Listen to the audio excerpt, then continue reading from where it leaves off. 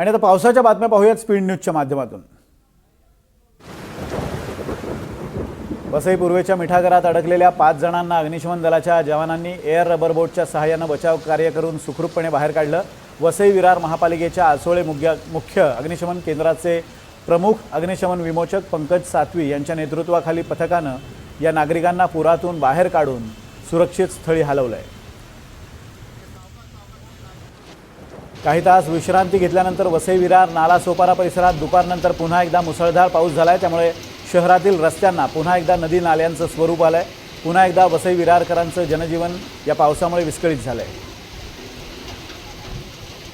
Cement काँक्रिटीकरणामुळे झाडं पडलेली नाहीयेत। मुंबईच्या झाडपडीच्या घटनांवर महापालिका आयुक्त अश्विनी भिडे यांनी स्पष्टीकरण दिलंय। वर्षभरात जेवढी झाडं पडतात त्याच्या 50% झाडं यंदा एकाच दिवसात पडली। जिथं झाडं पडली तिथं चौकशी करून जबाबदारी निश्चित करता येऊ शकेल असंही भिडे म्हणाले।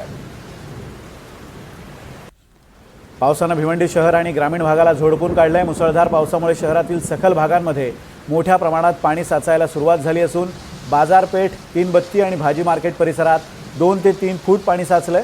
त्यामुळे अनेक दुकानांमध्ये पाणी शिरून व्यापाऱ्यांचं मोठं आर्थिक नुकसान झालंय। अनेक दुकानदार आपला दुकानातील माल सुरक्षित स्थळी हलवून दुकानं बंद करून घरी निघून गेले असून हॉटेल व्यावसायिकांनाही हॉटेलमध्येच थांबण्याची वेळ आली आहे।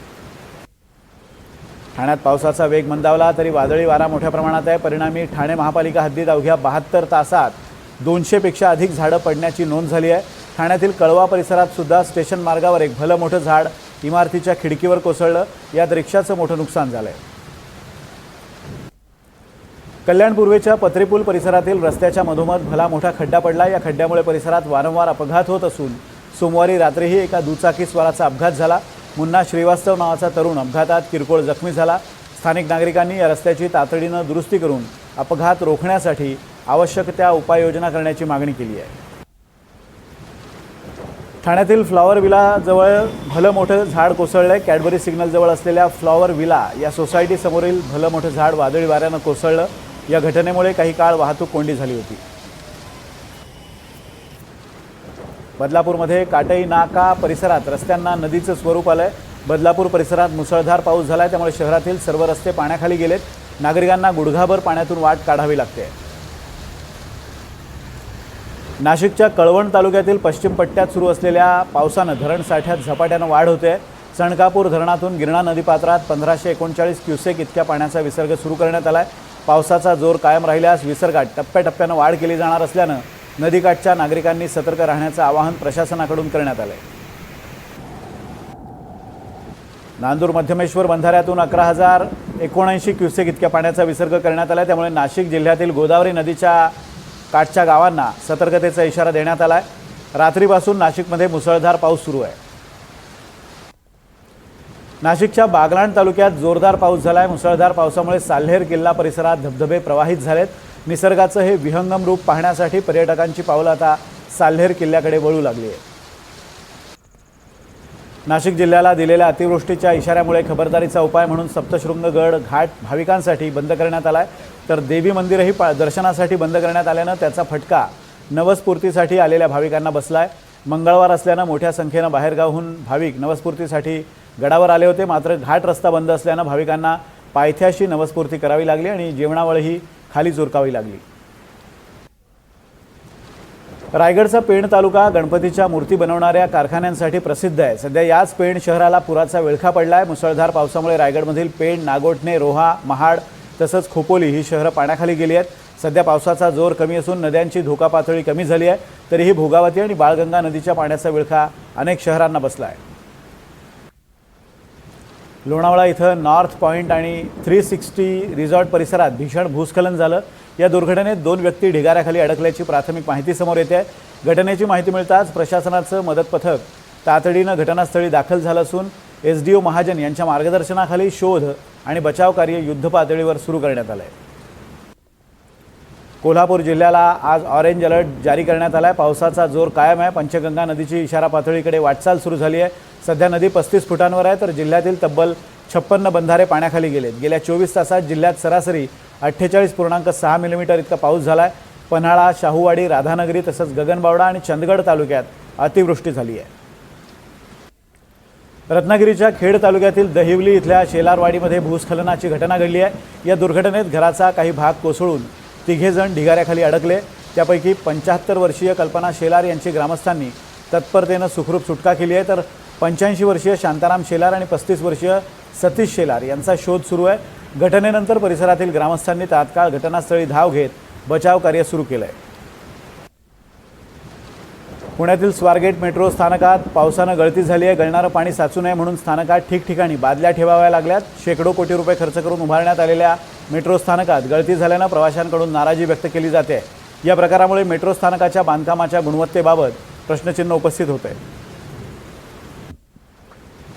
पुण्यातील दौंडच्या भीमा नदीच्या पाण्याच्या पातळीत वाढ झाली आहे। साधारणतः 1,67,000 क्युसेक इतक्या वेगानं पाण्याचा विसर्ग सुरू झाला आहे। नदीकाठच्या वीटभट्ट्यांना पुराच्या पाण्याचा तडाखा बसला आहे। भीमा नदीमुळे पूरजन्य परिस्थिती निर्माण झाली असून त्यावर दौंड नगरपरिषद प्रशासन लक्ष ठेवून आहे।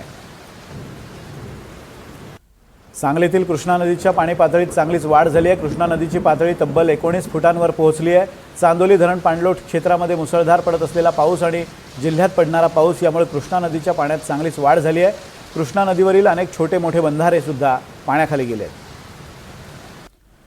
वाशिम शहरात पावसाळ्यापूर्वी नालेसफाईसाठी नगर परिषदेकडून दरवर्षी 30 ते 40 लाख रुपये खर्च केले जातात। यंदाही त्यासाठी निधीची तरतूद करण्यात आली होती, मात्र शहरातील अनेक भागांमधील नाले आणि गाळ तसंच कचऱ्यानं तुंबलेले आहेत। अनेक ठिकाणी नाल्यांचा प्रवाह बंद झाल्यानं पावसाचं पाणी साचतंय।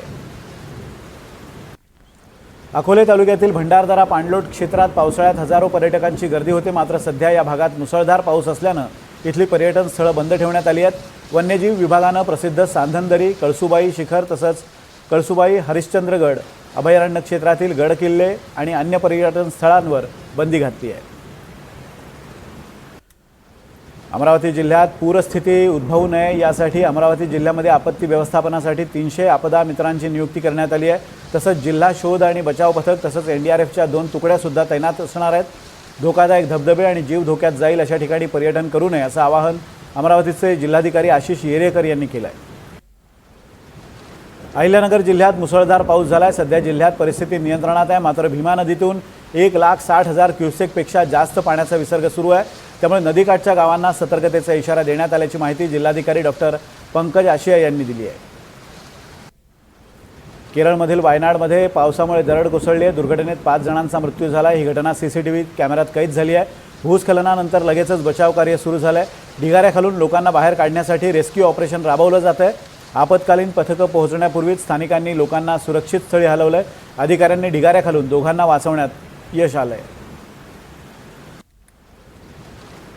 गुजरातमध्ये सुरतच्या दिंडोली परिसरात लोकांच्या घरात गटाराचं पाणी शिरलंय। मुसळधार पावसामुळे गटार तुडुंब भरली आहेत। लोकांनी आपली घरं रिकामी करून वरच्या मजल्यावर आश्रय घेतलाय।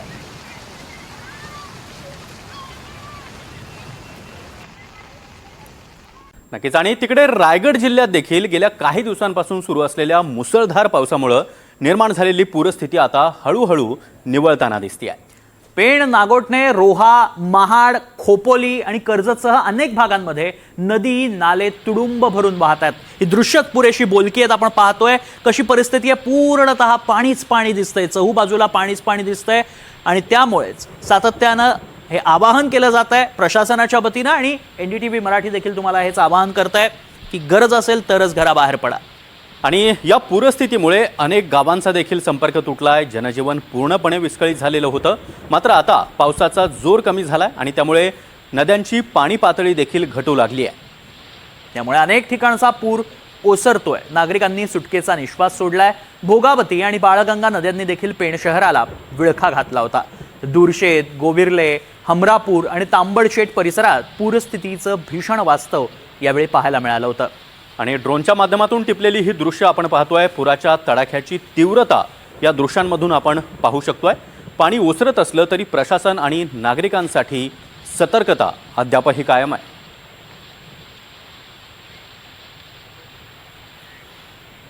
आणि आता बातमी भिवंडीतनं येते। भिवंडी शहरामध्ये मागील आठवडाभरापासून होत असलेल्या मुसळधार पावसात अनेक भागांमध्ये झाडांची पडझड झाल्याचं पाहायला मिळालं। तिकडे फेणेगाव इथल्या PEM शाळेच्या आवारातील एक 40 वर्ष जुनं झाड देखील एका चाळीवर कोसळलं। या दुर्घटनेमध्ये घराच्या छतावरील पत्र्यांचं मोठं नुकसान झालंय। आणि त्याचबरोबर घरातील 3 कामगार किरकोळ जखमी झाले आहेत. दरम्यान आपत्कालीन कक्ष आणि अग्निशमन दलाकडनं मदत कार्य राबवण्यात आलं.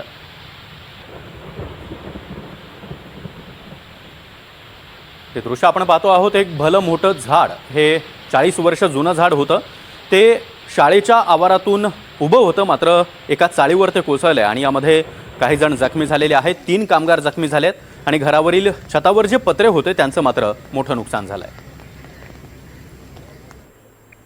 आणि आता बातमी कल्याण डोंबिवलीतनं. कल्याण आणि आजूबाजूच्या परिसरामध्ये मुसळधार पाऊस अजूनही बरसतोय. कल्याण नजीक असलेल्या पडघा गावात गणेश नगर परिसरात खांद्यापर्यंत आता पाणी साचलंय.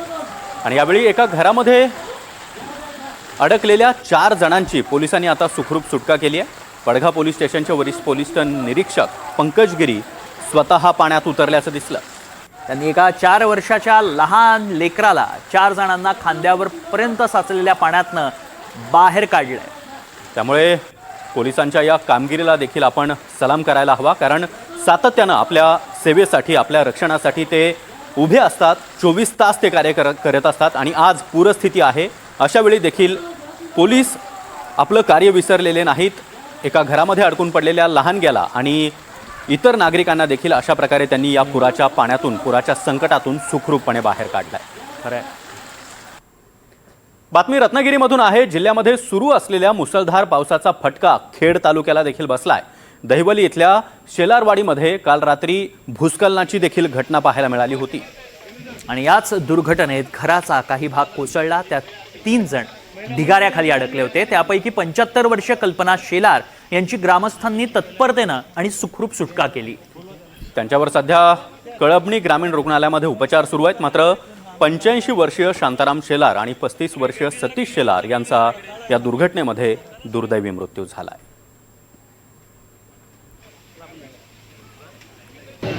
आणि अर्थातच कुटुंबियांवरती दुःखाचा डोंगर कोसळलेला आहे. आमची आता प्रायोरिटी हीच आहे की जे 2 गृहस्थ तिकडे अजून अडकलेले आहेत तर त्यांना तिथून बाहेर काढण्यामध्ये आमची प्रायोरिटी आहे. आणि आपल्याला माहिती आहे की हा संपूर्ण भाग आहे तो हा सह्याद्रीच्या पायथ्याशीला ही संपूर्ण गावं आहे. संध्याकाळच्या नंतर कुठलेही बचाव कार्य करता येत नाही. प्रचंड पाऊस असतो, अंधारामुळे करता येत नाही. परंतु तिथं NDRFची टीम 30 जवान इथे आहेत आणि ते प्रयत्न करत आहेत. माझा विश्वास आहे पुढच्या काही तासामध्येच ते सापडतील देखील. पोखरेन देखील आम्ही आणला होतो, तो देखील तिकडे बसलेला आहे, तो देखील अडकलेला आहे. बचाव कार्यामध्ये पावसामुळे अडचणी येत आहेत, परंतु नक्कीच प्रयत्न आमचा चालू आहे. पुढची बातमी पुरंदरमधनं. पुरंदर तालुक्यात देखील पानवडी परिसरामध्ये ढगफुटी सदृश्य पाऊस बरसला आणि या पावसामुळे सगळीकडे पाणीच पाणी झाल्याचं पाहायला मिळालं. पानवडी ते पागेवाडी या गावांचा संपर्क तुटला. दरम्यान अद्यापही पुरंदर तालुक्याला पावसानं ओढ दिलेली होती. मात्र आज अचानक पानवडी परिसरामध्ये अशा प्रकारे ढगफुटी सदृश्य पाऊस पाहायला मिळाला. त्यामुळे ही दृश्य आपण पाहतो आहोत. रस्त्यावर पाणी आलेलं आहे आणि एका बाजूनं हा ओढा आपल्याला वाहताना पाहायला मिळतोय आणि या ओढ्यासोबतच, या पाण्यासोबत मोठ्या प्रमाणामध्ये दगड आणि माती देखील रस्त्यावर कशा प्रकारे वाहून आली आहे ही सुद्धा या दृश्यात आपल्याला दिसते. रस्त्याची अक्षरशः चाळण झाल्याचं पाहायला मिळतंय. रस्ता खरडून निघाल्याचं पाहायला मिळतंय. पाण्याचा फ्लो इतका होता, त्याला ओढ इतकी होती की त्यासोबतच रस्ता देखील खरडून निघताना पाहायला मिळतोय. भयंकर अशी दृश्य म्हणावी लागतात. मात्र या पुरंदरमध्ये तन्मय एक लक्षात घ्यायला हवं, एकीकडे मुंबई पुण्यामध्ये सातत्यानं पाऊस बरसतोय, मात्र पुण्यापासून जवळच असलेल्या पुरंदरमध्ये गेल्या काही दिवसात पाऊस झालेला नव्हता आणि आज अशा प्रकारच्या पावसामुळे शेतकऱ्यांमध्ये आनंदाचं वातावरण आहे. खरं.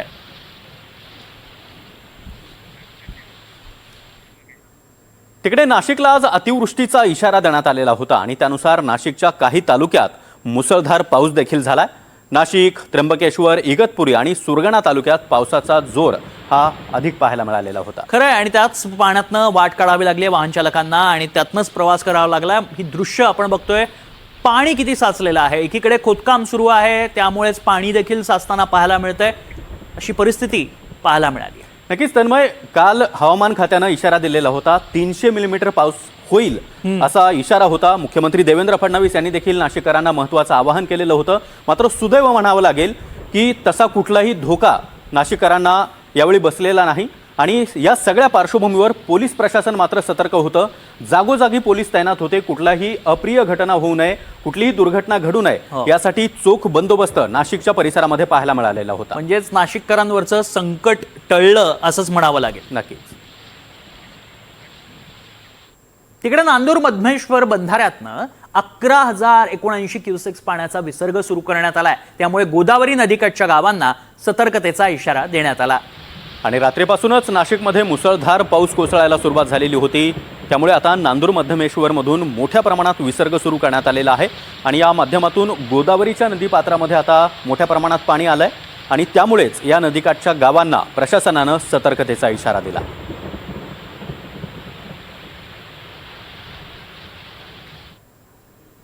हवामान खात्यानं नाशिकसाठी इशारा दिला होता. प्रशासनानेही आवाहन केलं होतं की सतर्क राहा आणि गरज असेल तरच घराबाहेर पडा. पण मात्र हो, आणि तन्मय, असं असलं म्हणजे प्रशासन कितीही ओरडून सांगत असलं तरी नाशिककर तरुणाई आणि लहान मुलं काही ऐकण्याच्या मनस्थितीत नव्हते. कारण आज रामकुंड परिसरामध्ये मुलांची आणि तरुणांची हुल्लडबाजी पाहायला मिळाली आहे.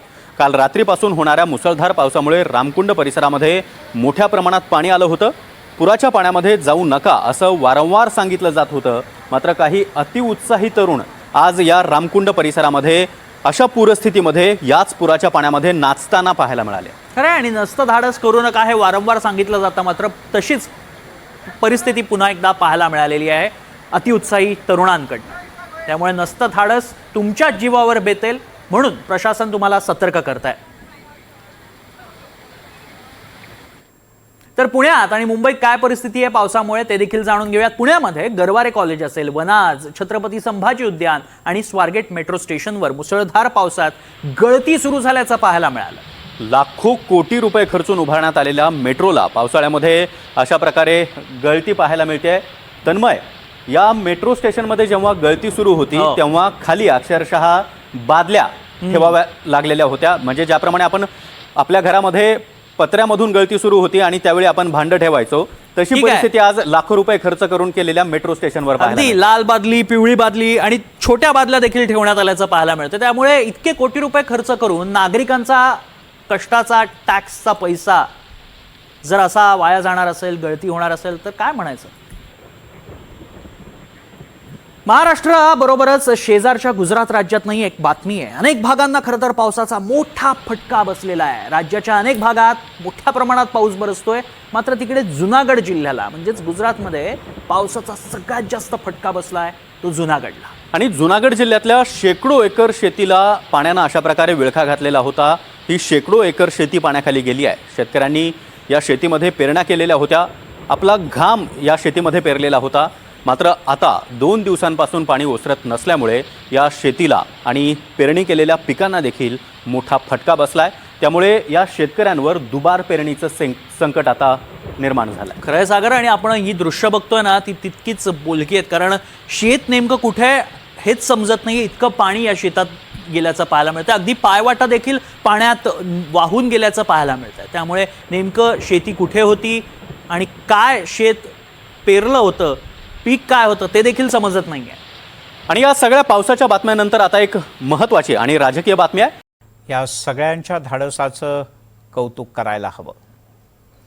तिकडे चर्चगेट ते विरार दरम्यानची वाहतूक मोठ्या प्रमाणात विस्कळीत झाली आहे, जी आज दिवसभर कायम राहिली आहे आणि उद्याही अशाच प्रकारे वाहतूक विस्कळीत असेल असा अंदाज आहे. लोकल ट्रेन ही वसईपर्यंतच सुरू आहे. वसई आणि नालासोपाऱ्याच्या दरम्यान रेल्वेच्या रुळावर मोठ्या प्रमाणात पाणी आल्यानं वाहतूक अद्यापही विस्कळीत आहे. तर पुढे विरार ते डहाणू अशी रेल्वे वाहतूक सुरू आहे.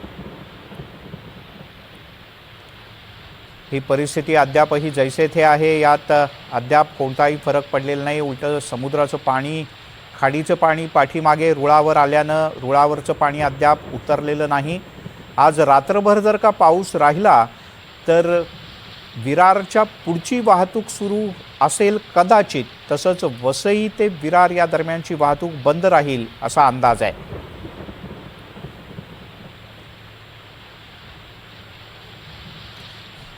तर ही थोड्या वेळापूर्वीची दृश्य आपण पाहतो आहोत. लोक कसे बसे रेल्वेतनं उतरून, काही गाड्या तर मध्ये अडकून पडल्या होत्या. आता या रेल्वेचा ट्रॅकच दिसत नाही म्हटल्यानंतर जायचं कसं. शेवटी लोकांनी एकमेकांना मदत केली, काही स्थानिक पुढे आले, काही पोलीस किंवा अन्य बचाव कार्यातले लोक पुढे आले आणि हळूहळू करत महिलांना, ज्येष्ठ नागरिकांना डब्यातून खालती उतरवण्यात आलं आणि पूर्ण अंधारात हे सगळेजण रुळावरनं हळूहळू पुढे जाऊ लागले. आपण ही दोन्ही दृश्य पाहतो आहोत. आज दुपारची दृश्य आहेत. अशाच काही गाड्या अडकून पडल्या होत्या आणि शेवटी लोकांना या रुळावरून गुडघाभर पाण्यातून मार्ग काढावा लागला आणि आता ही थोड्या वेळापूर्वीची ही दृश्य मिट्ट अंधारात जेमतेम मोबाईलच्या प्रकाशात हे सगळेजण आपल्या घराकडे निघाले.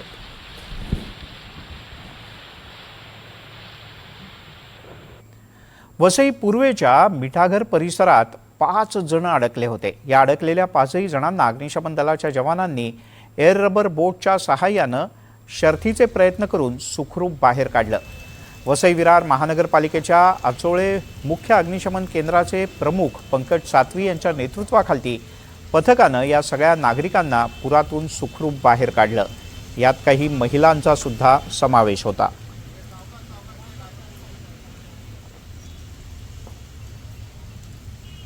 तिकडे भिवंडी ग्रामीण भागातील मुसळधार पावसामुळे पडघा गावातील गणेशनगर परिसर जलमय झाला होता. खांद्यापर्यंत पाणी आलं होतं.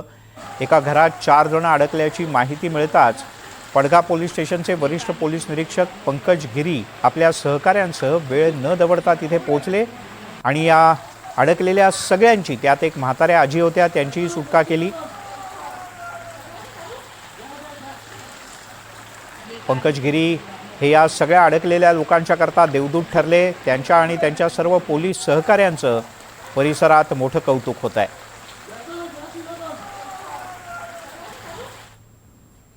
आणि आता एक धक्कादायक बातमी इशारा देणारी खंडाळ्यातून. जुना खंडाळा इथे नॉर्थ पॉइंट नावाचं एक हॉटेल आहे, तसंच 360 रिसॉर्ट आहे. या परिसरात अचानकपणे भूस्खलन झालं. या दुर्घटनेत रिसॉर्टमधील एक माळी आणि एक सुरक्षारक्षक दोघेजण अडकल्याची माहिती आहे. युद्धपातळीवर मदत आणि बचाव कार्य करण्यात आलं. अनेक तासांच्या प्रयत्नानंतर एका व्यक्तीचा मृतदेह बाहेर काढण्यात आल्याचं कळतं, तर दुसऱ्या व्यक्तीचा शोध अद्यापही सुरू आहे. रात्री अंधार पडू लागल्यानं हे बचाव कार्य थांबवण्यात आलं. उद्याला सकाळी पुन्हा एकदा इथे शोधकार्य करण्यात येईल. तिकडे रत्नागिरी जिल्ह्यात सुरू असलेल्या मुसळधार पावसाचा फटका प्रामुख्यानं खेड तालुक्याला बसलाय. दहिवली इथे शेलारवाडीत काल रात्री भीषण भूस्खलनाची घटना घडली. या दुर्घटनेत घराचा काही भाग कोसळला. 3 जण ढिगाऱ्याखाली अडकल्याची माहिती बचाव पथकाला मिळाली. यापैकी 75 वर्षीय कल्पना शेलार यांची ग्रामस्थांनी मोठ्या शिताफीनं सुटका केली. त्यांना कळबणी इथल्या ग्रामीण रुग्णालयात उपचारासाठी दाखल करण्यात आलं आहे. मात्र 85 वर्षीय शांताराम शेलार आणि 35 वर्षीय सतीश शेलार या दोघांचाही यामध्ये मृत्यू झाल्याचं कळतं.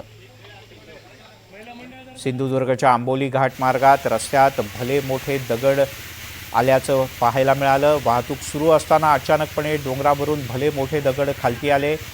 सुदैवानं दगड खालती आले त्यावेळेला इथे वाहन नव्हतं, त्यामुळे मोठा अनर्थ टळला. कोणतीही जीवितहानी झाली नाही. सध्या एका बाजूनं कशीबशी वाहतूक सुरू आहे. दरम्यान पालकमंत्री नितेश राणे यांनी या घटनेची तात्काळ दखल घेत महामार्ग प्राधिकरणाच्या अधिकाऱ्यांना आवश्यक त्या सूचना दिल्या आहेत. एका बाजूला मुसळधार पाऊस, दरड कोसळण्याचा धोका आणि पूरपरिस्थिती यामुळे सातारा जिल्हा प्रशासनानं सर्व पर्यटन स्थळांवर पर्यटकांना पूर्णपणे बंदी घातली आहे. मात्र दुसऱ्या बाजूला काही पर्यटक जीवाशी खेळ करत आदेश धाब्यावर बसवत रस्त्यात हुल्लडबाजी करताना दिसत आहेत. सातारा कास मार्गावरती काही मध्यधुंद पर्यटकांनी भर रस्त्यात धिंगाणा घातल्याचं पाहायला मिळालं. ते पर्यटक वाहतुकीला सुद्धा अडथळा निर्माण करत होते. प्रशासनानं अशा बेजबाबदार पर्यटकांवर कठोर कारवाई करावी अशी अपेक्षा केली जाते.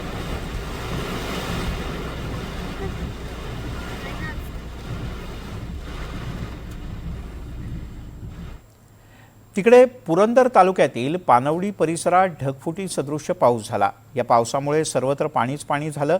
पानवडी ते पागेवाडी या गावांचा संपर्क पूर्णपणे तुटला. शेवटचं वृत्त हाती आलं तेव्हा पुरंदर तालुक्याला पावसानं थोडीशी ओढ दिली, मात्र अचानक पानवडी परिसरात ढगफुटी सदृश पाऊस झाला तर तालुक्यात सर्वदूर मध्यम स्वरूपाचा पाऊस झाला. यामुळे शेतकऱ्यांमध्ये आनंदाचं वातावरण आहे. पुरंदर तालुक्याच्या डोंगरपट्ट्यात झालेल्या दमदार पावसानंतर अखेर पुरंदरवासियांना मोठा दिलासा मिळाला आहे. गेल्या अनेक दिवसांपासून पावसाच्या प्रतीक्षेत असलेल्या या सगळ्या भागात समाधानकारक पाऊस झाला आहे. ऐतिहासिक सासवड शहरातून वाहणारी कऱ्हा नदी आता दुथडी भरून वाहू लागली आहे आणि कऱ्हेचा हा सगळा परिसर, इथे मध्यभागी असलेलं मंदिर, आजूबाजूची हिरवाई, यामुळे हा सगळा परिसर अतिशय नयनरम्य असा दिसतो आहे. अर्थातच हे पर्यटकांच्या दृष्टीने आकर्षणाचं केंद्र, पर्यटन स्थळ, हा हिरवागार निसर्ग, नदीचा वाढलेला प्रवाह, हे पाहण्यासाठी पर्यटक सध्या गर्दी करतात. बातमी जळगावमधून अत्यंत दुःखद अशी. जळगाव जिल्ह्यातील अमळनेर शहरातून अत्यंत दुर्दैवी घटना समोर आली. चोपडा रोडवर खदाणीमध्ये सेल्फी काढण्याच्या नादात 3 अल्पवयीन मुलांचा पाण्यात बुडून मृत्यू झाला. प्राथमिक माहितीनुसार एका मुलाचा पाय घसरल्यानंतर त्याला वाचवण्याच्या प्रयत्नात अन्य दोघेही बुडाले. जवळपास 30 फूट खोल हे पाणी होतं. यात मानव रत्नानी आणि कार्तिक उधनानी हे दोघेही 14 वर्ष वयाचे मित्र, तर त्यांच्यासोबत असलेला दिनेश पंजवाणी याचा सुद्धा यात दुर्दैवी मृत्यू झाला आहे. अंमळनेरमधल्या सिंधी कॉलनीतले हे सगळे रहिवासी होते. घटनेची माहिती मिळताच पोलिसांनी तातडीनं धाव घेतली. स्थानिकांच्या मदतीनं या तिघांचे मृतदेह बाहेर काढण्यात आले. सध्या अंमळनेर शहरावर शोककळा पसरली आहे. गुजरातच्या नवसारी जिल्ह्यात मुसळधार पावसानं जनजीवन मोठ्या प्रमाणात विस्कळीत झालं आहे. अनेक भागांमध्ये मोठ्या प्रमाणात पाणी साचल्यानं वाहतूक व्यवस्था सुद्धा कोलमडली आहे. सर्व्हिस रोडवर पाणी साचल्यामुळे एक प्रवासी बस अडकून पडली होती. बाहेर काढण्यासाठी बचाव कार्य करण्यात आलं. दरम्यान खरवेल ओव्हरब्रिजच्या जवळ एक कार पुराच्या पाण्यात अडकून पडली. परिस्थिती अत्यंत गंभीर बनल्यानंतर बचाव पथकानं तात्काळ धाव घेत या कारमध्ये अडकलेल्या तिघांचीही सुटका केली.